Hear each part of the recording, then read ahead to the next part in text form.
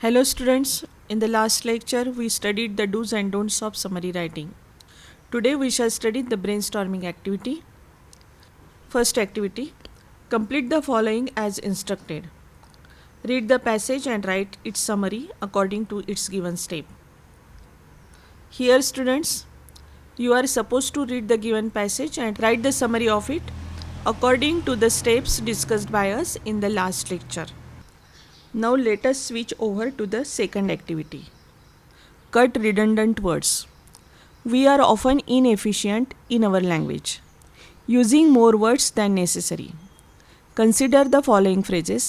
Find 5 more redundant words. Redundant means something which is unnecessary, unwanted and needless. म्हणजेच अनावश्यक, गैरजरुरी. Redundancy is the needless repetition of words, phrases, sentences or ideas.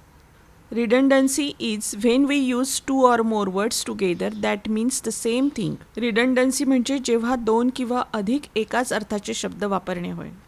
For example past experience म्हणजे जुना अनुभव. Now here there is no need of saying past experience because experience is always about the past. कारण अनुभव हा नेहमी पास्टच असतो, जुनाच असतो. म्हणून पास्ट हा रिडंडंट आहे. Now we shall consider the following phrases one by one. A. Circle around can become circle. Circle आणि अराउंडचा अर्थ एकच आहे, गोल. म्हणून फक्त सर्कल म्हटलं तरी चालतं. अराउंड हा शब्द अनावश्यक आहे. हेच here the word around is redundant. Next write down can become write. या ठिकाणी डाऊन हा शब्द रिडंडंट आहे. Next C. Added bonus is simply a bonus.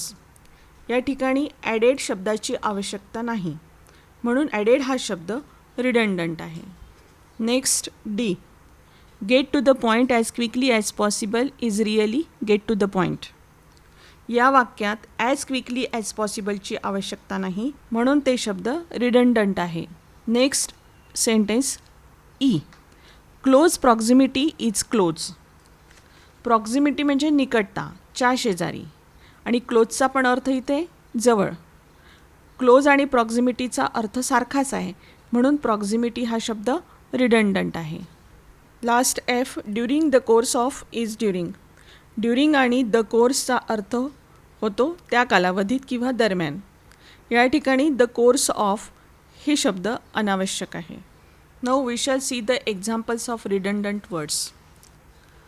End result, free gift, full and complete, each and every, true and accurate, first and foremost, always and forever, completely finished, final outcome, invited guest, repeat again. असे कितीतरी शब्द redundant words म्हणून आपण वापरतो. Next activity, avoid adverbs. Adverbs clutter up your copy. You can usually live without them. Here are some examples. बऱ्याच वेळा आपण वाक्यांमध्ये अनावश्यक ॲडव्हर्ब्सचा वापर करत असतो. Most adverbs are unnecessary. Let us see some examples. That's usually a good thing to do. या वाक्यातील युजली या ॲडव्हर्बची आवश्यकता नाही. हे वाक्य असंही होऊ शकतं, that's a good thing to do. यामुळे वाक्याचा अर्थ बदलत नाही. Next B. That's fairly good office. या ठिकाणी फेअर या ॲडव्हर्बची आवश्यकता नाही. दॅट्स गुड ऑफिस असंही हे वाक्य होऊ शकतं. Next C. I totally agree. Totally या ॲडव्हर्बची इथे आवश्यकता नाही. हे वाक्य आपण नुसतं असं म्हणू शकतो, I agree. Next D.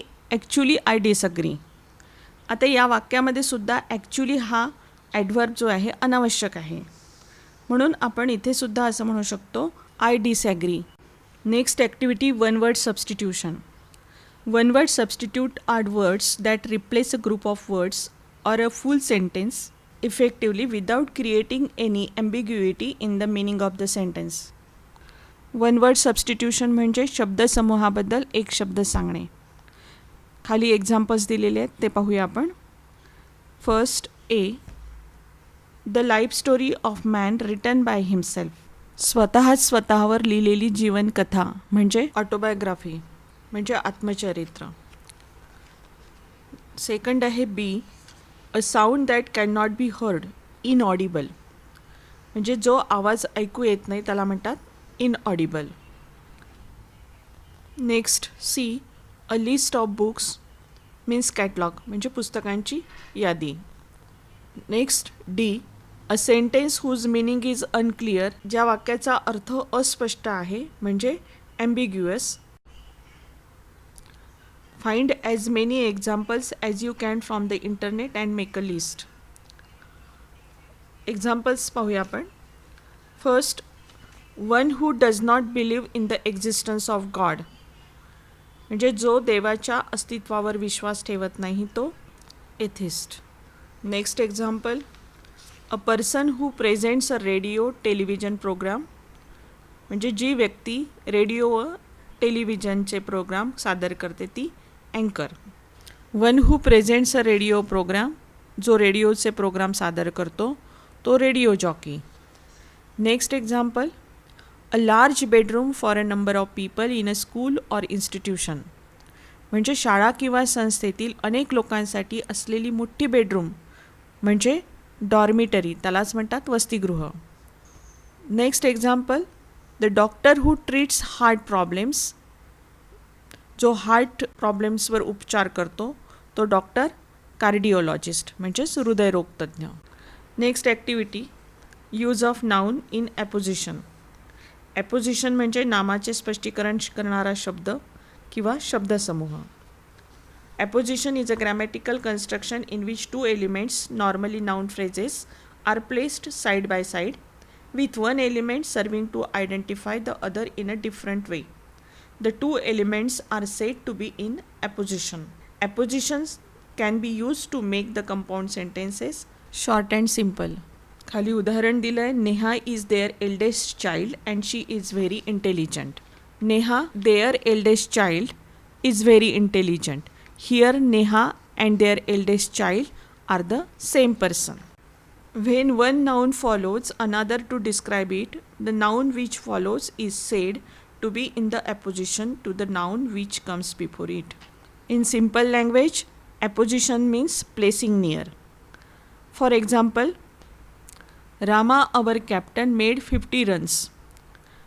नाऊनचे description noun नंतर लगेच येणाऱ्या नाऊन फ्रेजमध्ये केलेले असते, त्यामुळे रामाचे ॲपोजिशन काय आहे? Our captain. Next example, Kabir the great reformer was a weaver. कबीरचे ॲपोजिशन काय आहे? The great reformer. Next example, yesterday I met your uncle the doctor. Your अंकलचे ॲपोजिशन आहे डॉक्टर. यानंतरची next activity, transforming complex to simple by using phrases like to or using nouns phrase instead of a clause. ही activity आपण डिटेलमध्ये घेणार आहोत. Activity 4, read any book of your choice and write its summary according to the steps explained in the chapter. म्हणजे तुमच्या आवडीचे कोणतेही पुस्तक वाचा आणि या चॅप्टरमध्ये सांगितलेल्या स्टेप्सप्रमाणे समरी लिहा. Next, find some professions that require the skill of summary writing and editing. Write them in your notebook. म्हणजे असे व्यवसाय शोधा ज्यात समरी रायटिंग आणि एडिटिंग स्किलची आवश्यकता आहे. कोणते आहेत? तर news reporter, proof reader, editor आणि film critic. Now I conclude we have completed summary writing and I hope you have understood it. Thank you.